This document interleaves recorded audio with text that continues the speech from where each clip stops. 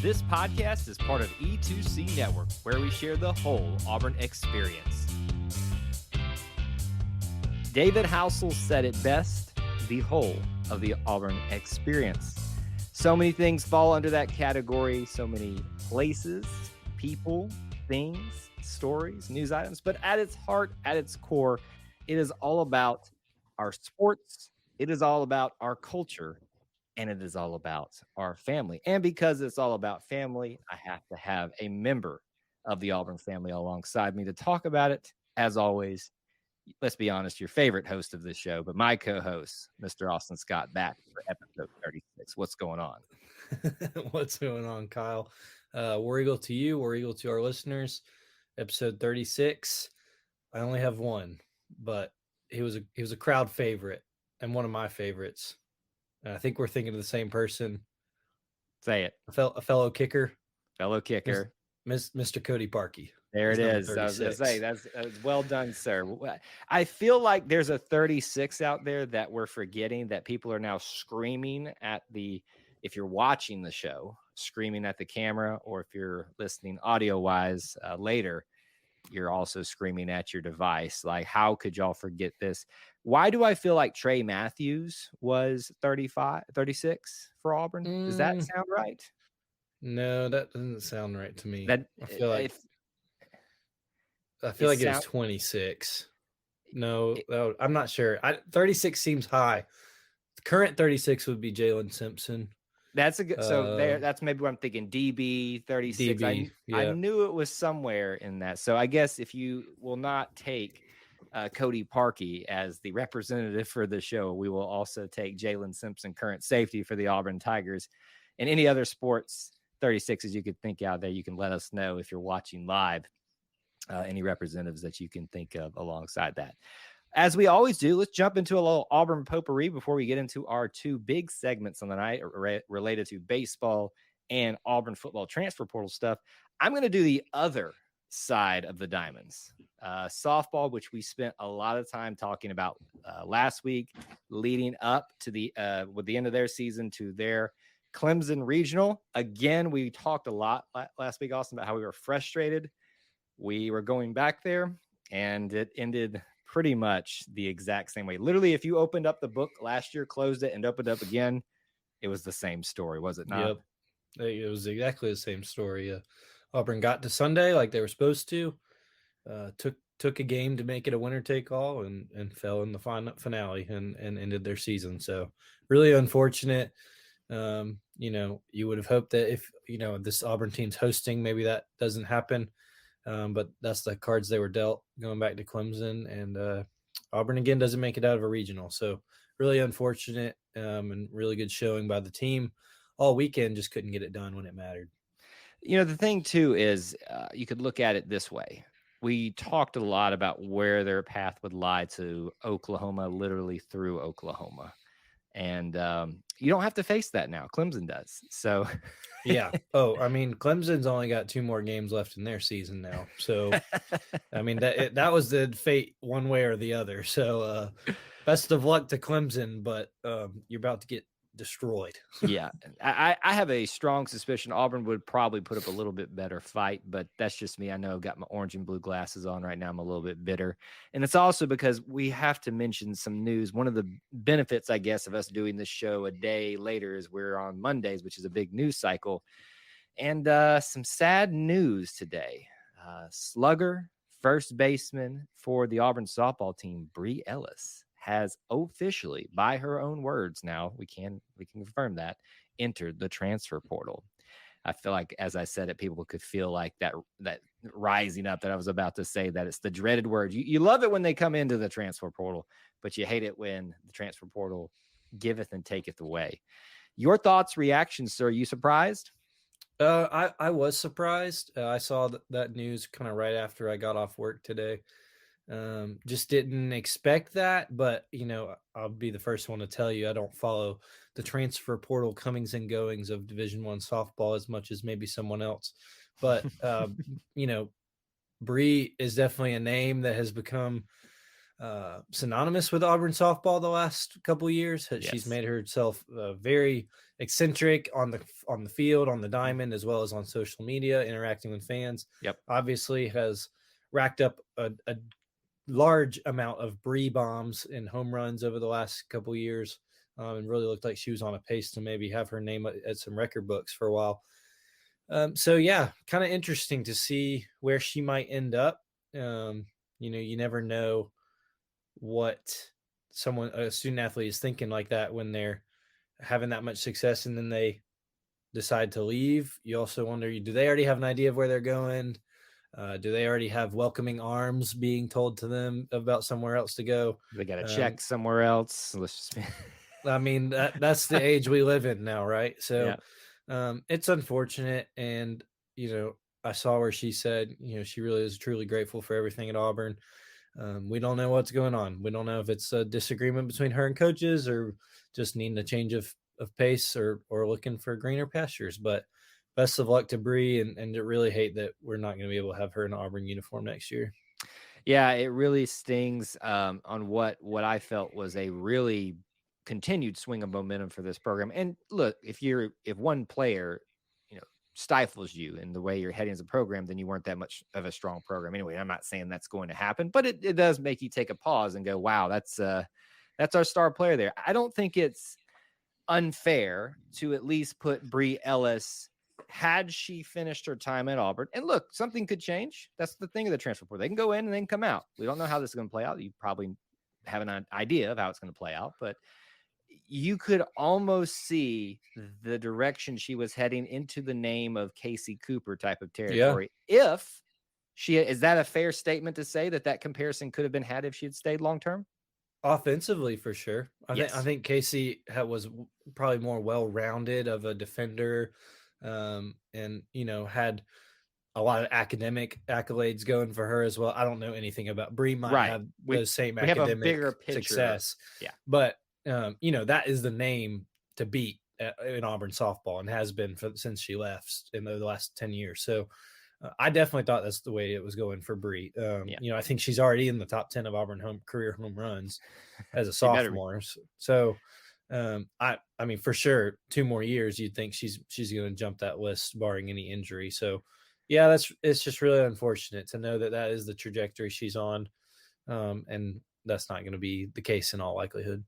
Well, since we're talking about transfer portal stuff, let's move from bad things to good things. And we keep pushing this off, Austin, about how we're going to talk higher level, bigger topic, Auburn basketball transfer portal stuff. That is, we promise you, we're not just putting it off to put it off. We're just kind of waiting for some of these pieces to fall into place. One of them has, as of recently this past week, since we last got together, Chad Baker-Mazara has decided to transfer to Auburn, adding another 6'7", however you want to call him. I call him small forward type of a guard coming here as well, if you want to kind of put him in the guard category.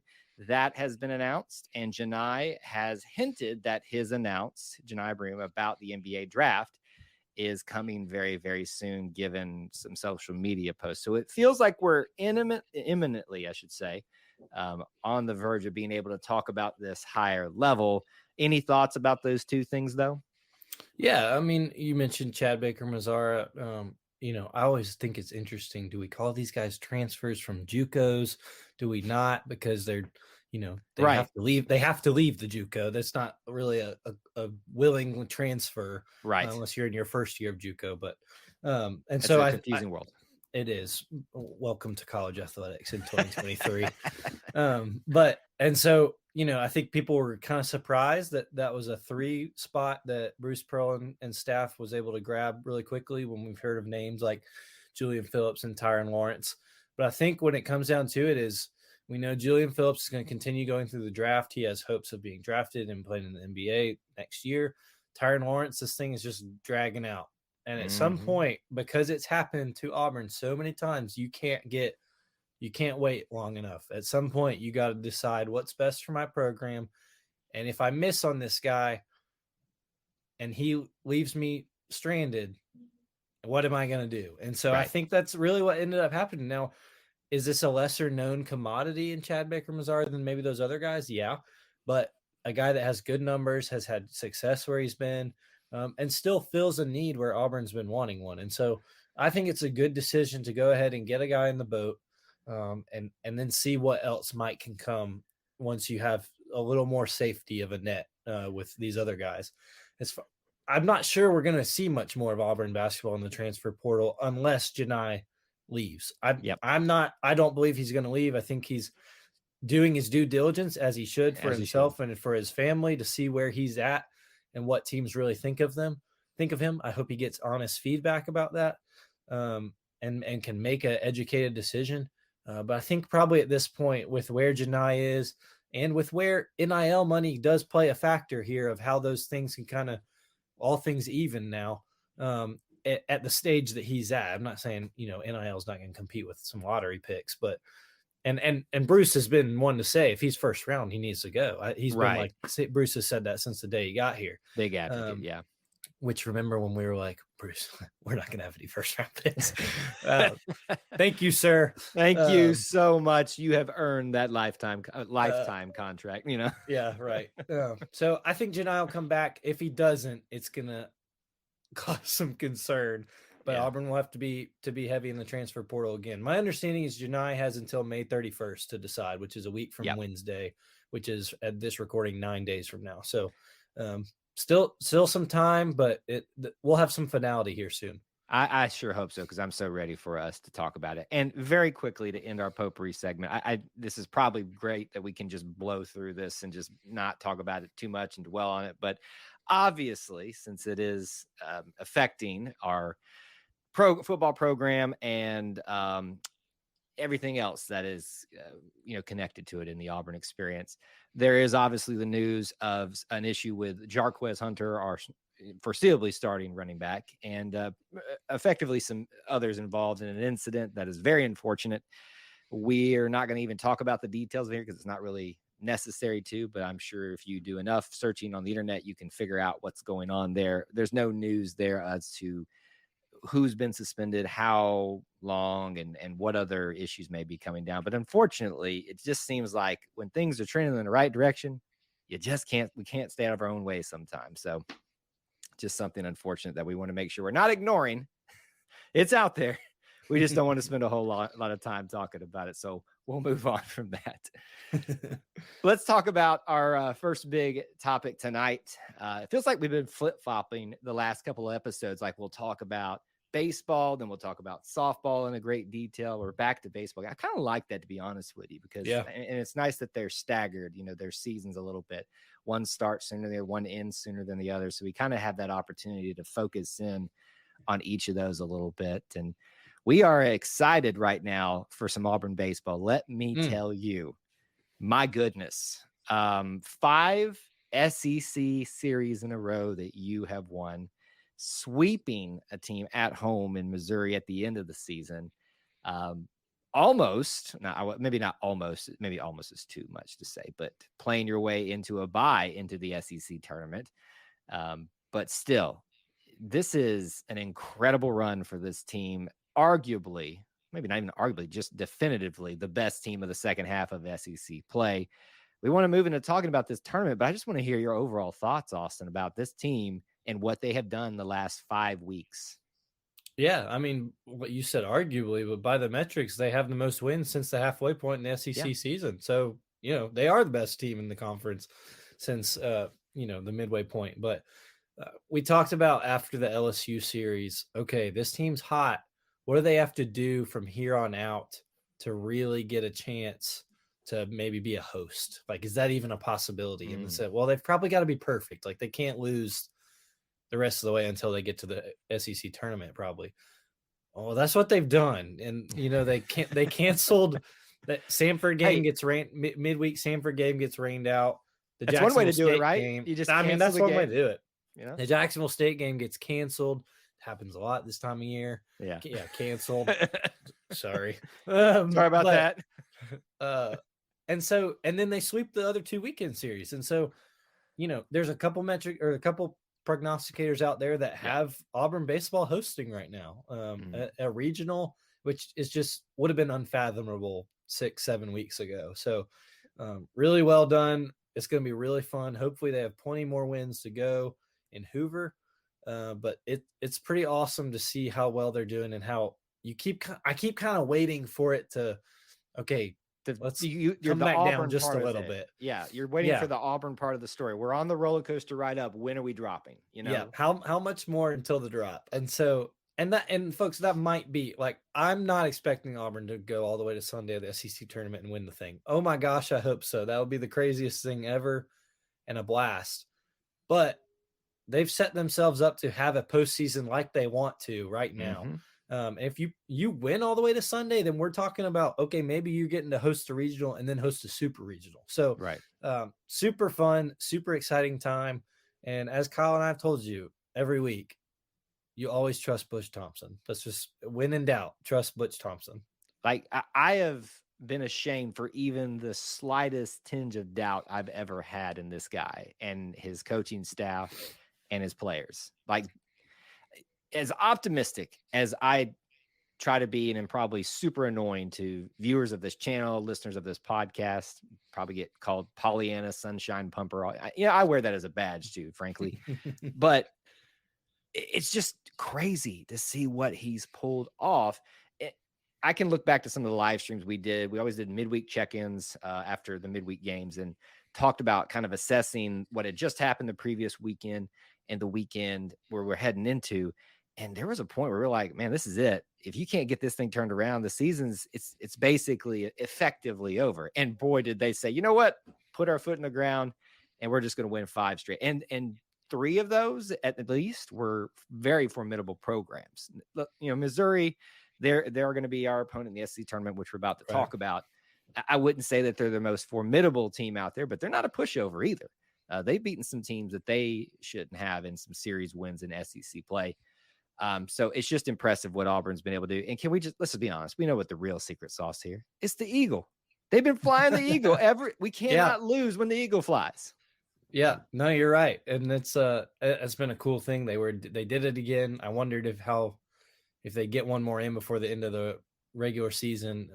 And it seemed to be a really big hit again. So I'm excited about the next couple days and then the next few weeks for this Auburn baseball program.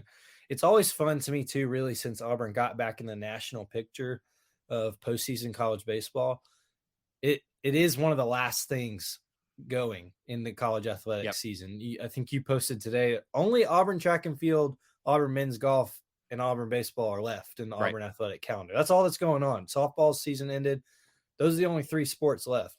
And each of those are having their own success as well. But with baseball being one of the quote unquote big 3 sports, this time of year, now that Auburn has made its way and they can be a formidable opponent in late May and early June, all of the Auburn family gets around it. And it's kind of really unique because we don't get everyone focused on one thing really too much. Right. And so I'm excited for it. I really hope that this team has a long run in them because it's too fun when they do. And so I'm excited for all of it. Yeah, I'm glad you brought that up. That's a great point because the coalescing that happens around football at the beginning of fall is obvious.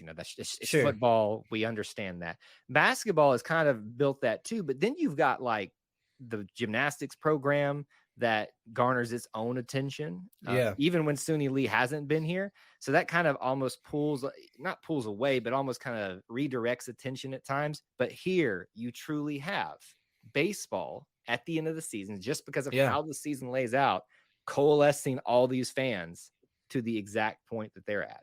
Yeah. And basketball starts at the end of football, so it's almost, and it's not the SEC season. So it's almost an afterthought of it's the midweek thing that can get us through to the next Saturday. Right. And I'm not saying that we view it that way as much as like it's a lesser, but it's just how it is during football season, especially where we're from. And then, like you mentioned, then you go into winter and gymnastics has become its own thing. And then baseball and softball start mid-February. And so everything is kind of interwoven until we get to here. And baseball is the biggest show left. And I don't want to take away from track and field and men's golf. Men's golf is having an incredible year. It just, won their own quote unquote regional in their backyard to go to the national championship. So hats off to them, but it is definitely a large focus on Auburn baseball now that they've found their way and made their way of playing in late May and early June here recently.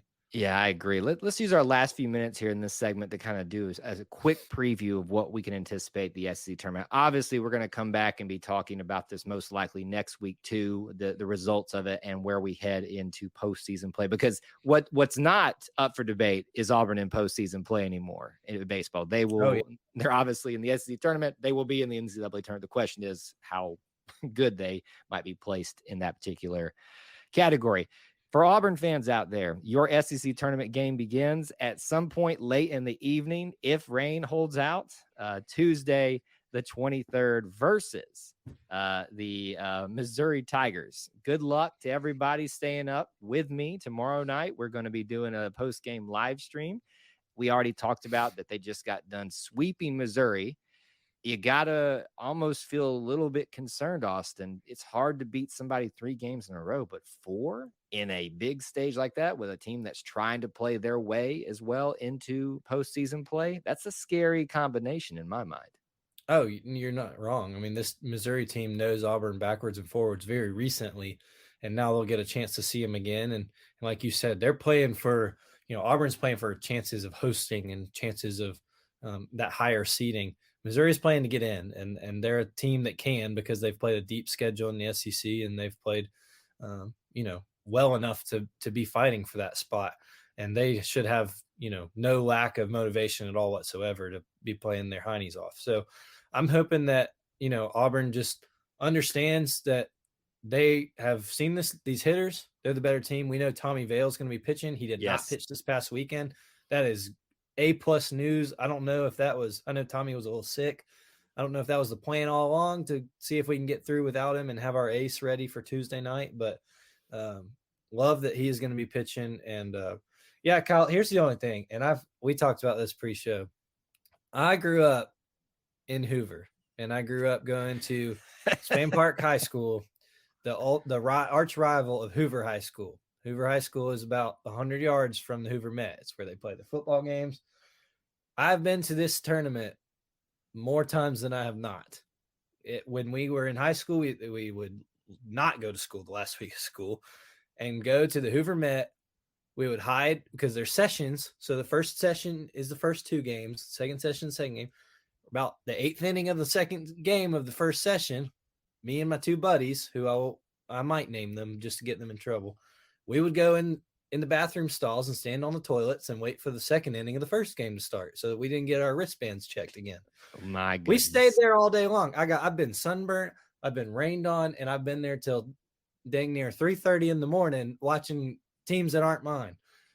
This tournament is insane. And when weather happens like it usually does in Hoover, or delays happen, or people get injured, by Tuesday night, I'm telling you, this thing will be so off schedule, we won't even know what's happening. So if you want to watch Auburn baseball Tuesday night, you just get your coffee ready a little early because it's going to be sometime early mid-morning. Well, I'm not shocked that Auburn's going to be playing late. What I'm shocked is that you were a little heathen, breaking the rules at Hoover. I mean, hey, Kyle, I didn't have the money to be paying for 15 sessions to go to Auburn baseball games at the SEC tournament. I don't now, so I don't know. It's not changed for me, Well, just look for the bathroom stalls. They might still work for you. That is not an official statement by this podcast. That is anyway. Here, real quick rundown of what you might be able to expect. Auburn versus Missouri, obviously at some point Tuesday, maybe early Wednesday morning, getting started. When I mean super early. But if they were to win that, they will take on number 4 seed Vanderbilt. Now it's win or go home at this point, but once that happens, you move into double elimination, and then it'll kind of get crazy. So there's no point in me kind of playing that out because the loser will go to one side of the bracket, the winner will go to the other side. You'll go all the way up until Sunday to the championship game. Hopefully Auburn can make it that far. I don't expect them to, just given the level of competition in the SEC, but we've seen them beat the best. So I would like one final prediction from you, sir. How far does Auburn go in this SEC tournament? I'm going to say Auburn go. I don't really know what the stage would be. Like you said, it gets real convoluted. I'm going to say Auburn does go to Friday. Okay. You're going to go to Friday and have a chance to go to Saturday. I'm not sure the Magic will stay that long with the level of Auburn starting pitching. I think they'll get to Friday. Yeah. I don't know, but past that, I'm not sure. One thing I know I won't be doing is betting on Alabama to get very far. Oh, God. That was a long way home to that one, but you brought it back for another week. That was awesome. All right, let's talk about our second thing this evening. Second big topic that I know that a lot of people have on their minds right now. And we've already talked about the transfer portal a little bit in the Auburn potpourri section, but we're talking about, are we done yet? Austin, answer that question for me. Simple answer. Are we done yet? Yeah, I think we're done now. No, the correct answer, according to one Trevon Reed, is we are not done. But in all reality, folks, the Auburn football transfer portal, for all intents and purposes, based off of what coaches have said publicly, what other media members have kind of analyzed themselves, it seems like the way I've been talking about it, especially in some of our video breakdowns about each of these individual recruits, when I answer that question, what does this mean after this commitment, especially for the position of the class as a whole, I've been saying the needs have been addressed, right. Meaning the spots have been filled that were spoken about needing to be filled and that were obvious. So that's, I think, the appropriate way to answer this question. The needs have been met. However, never count out Trevon Reed, Cadillac. I should just name all the coaches because they're all doing the work here. Ron Roberts is getting involved on social media with his little, eye emojis and things like that. What I love so far is the level of involvement by every coach thus far on social media when it comes to recruiting, the hype, hinting at things, celebrating these things. This has been, we're treating this as the end of the transfer portal for Auburn football in the spring because it feels like it is. It's been fun. I'm surprised how much fun we have had with it. I knew we were going to have a very productive, just things to talk about. But gosh, it's been fun, hasn't it? No, you're absolutely right. And, there's a couple ways we could go with this conversation that maybe this recruiting should be this much fun because that's how it's supposed to be with a staff that understands that. But as well as the fun that you mentioned on social media, that this particular staff seems to understand that does well with fan bases, that does well with potential commits or potential recruits they're looking at too. And so that they seem to have a personality about them that really gets the kind of culture we're in with recruiting. And so it has been a lot of fun. And I think you're completely right. All the needs have been met from a strictly numbers standpoint. Auburn had 19 transfers out. They've had about 21 to 22 come in. Well, you're in the positive there. So right. that's Numbers wise. Yeah. And I think all of those, I'm not going to say all of them are upgrades, but I think all of them, fill needs and then some go above and beyond that and help you in the immediate right now and have a chance to help you really have a good first year in the freeze era. So I'm really excited about it. I am kind of bummed that the transfer portal for Auburn football is kind of closing now. It's closing across the board. It's time to get to summer workouts, but for Auburn, it looks like, they've checked all the boxes they need to, and unless something magical falls into their lap, that this might be it. But it has been very fun. I completely agree with you. And I just don't know what Trevon Reed's going to do with this time now. I mean, he's just been coming up with little funny gifts and, little graphics to post every time he's got something, some juicy tidbit. I think I have him like when you can go to like social media and put like, I need all notifications from this individual, Yeah. I don't know what I'm going to get from Trevon now. It's all his time he's going to have. I think the coaches, obviously, whether they're officially done or not, have earned a very well deserved time off, so to speak. There's really no time off for them because they have numbers wise, needs wise filled all of those positions. You kind of broke it down already about 19 or however many was that were left, and 22 I think is the official number that have come in as a whole, and that's counting spring and winter additions as well. And in lieu of just kind of running through the whole list here, we could do that. That might get a little bit boring. I actually did that the other night on a separate live stream, but I would love to talk with you about maybe some ones that stick out. So is there something, an individual, a group in this transfer portal for Auburn football that really sticks out to you? Yeah, it's a good question. The easy thing to say is Peyton Thorne stands out. I think that's going to be the one And we're people done. talk about a lot. Yeah, Gotcha. right. I think a big part of it too is, and I'm going to miss somebody, but we've now had Caleb Burton and Shane Hooks Nick and Mardner. thank you, Nick Marner. That is that the only three receivers? I would be the 3 if I'm out. That video's coming as of this recording tomorrow, so I'll have those numbers tomorrow. But I believe Yeah, that's correct. I think I'm just thinking of names that were kind of else floated out there, but Yes. I think the receiver group we've talked about at length before, that this is a good group to kind of come alongside a young group that's already in Auburn, and help them kind of see what level of potential they can reach. Jair Shorter is the North Texas receiver I was missing. There it was. I knew And you. so It was there. You're just a little, yeah. you know. But I his screwed former that up. teammate and now his current teammate, Larry Nixon the third, also from North Texas, a linebacker. There's groups that, like we've already said, fill needs, but also have experience in big games and have played a lot of games that are going to help this Auburn team a lot. I think who've been through a lot here over the last 3 or 4 years. So, this is a team we talk about is full of numbers and full of needs that Auburn has, but it's also, ranked. Well, we rank transfer portal classes now. I don't know how you do that, but all these recruiting sites rank high school classes and now portal classes.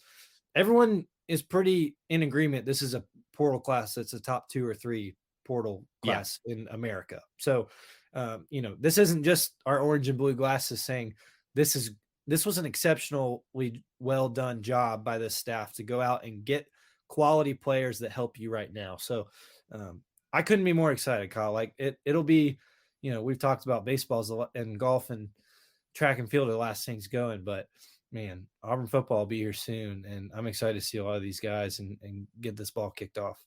Yeah, truly now it becomes the speculation game. And one thing that I don't want to be lost in all of this for Auburn fans is, I'm starting to see this a lot, and I'm susceptible to it too. You are as well. That we're for sure dark horses. We're for sure, Yeah. like it's easy to go that route. And I think you can also still be so realistic that it's not fun. So I want us to find that happy medium where we need to recognize Auburn is in a place because of decisions I may or may not agree with, dating back 2-3 years ago. Not starting that again. That we don't. I'm still hung up on the fact that you said we might be dark horses and we're having fun. So and this is the year then. Is that what I'm hearing? This is the year. And we feeling good, and we might have fun. A new offense. A new offense. But anyway, what I hope we do as fans, as the Auburn family, is recognize we need to have fun with this no matter what happens. This is a first year with so many new guys. It's one thing to change a regime. It's another thing to change a regime when you bring in 22 transfers to completely change over almost some sides of an offense or defense, but really whole units. The offensive line is completely changed over minus maybe 1 or 2 guys. Want to know a group that's completely changed over that I've just been thinking about a lot today specifically? The edge position. Yeah. Unless I'm wrong, there is not a single person left. Derek Hall, Iku Leota, Dylan Brooks transferred out. And I think there was maybe 1 or 2 guys that maybe still on the roster that could have played that role, so to speak, like a defensive end move over. Sure.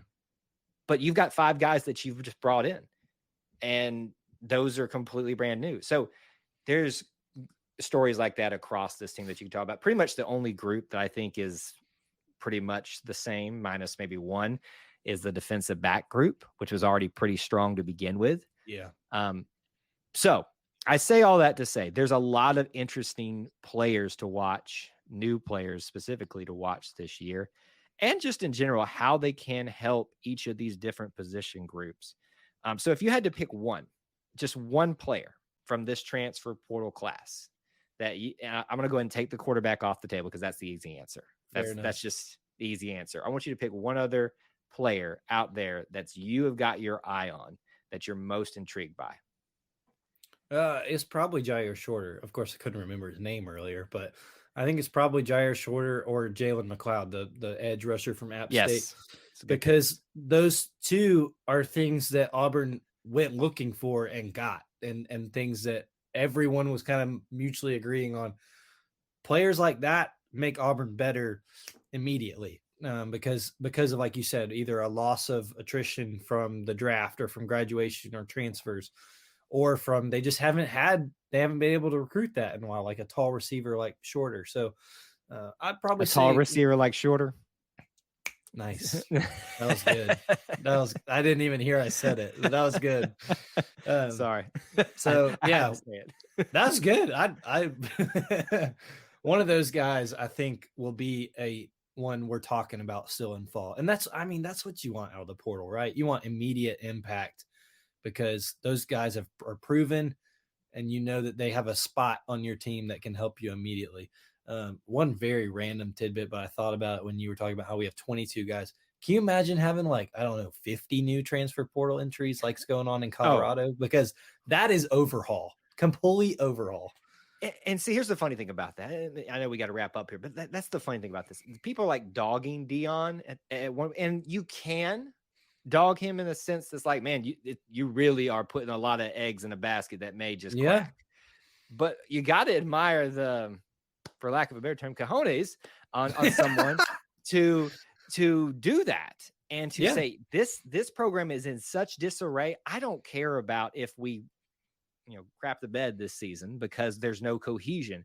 We have got to change things over. To me, I listen, when the whole conversation about who should come here, Deion, Hugh Freeze, Lane Kiffin, when all that was going on, I was very clear that I did not prefer Deion, but that doesn't mean I don't like some of the things that he does and the way he kind of handles his business. Like, there are some things about Deion that I like, and that was one of the things. So to round it all back to Auburn stuff, you pointed, and I pointed out, and you kind of reiterated the fact that it's hard enough to manage a program with a new regime, but with all this changeover, 50 makes it just, oh gosh.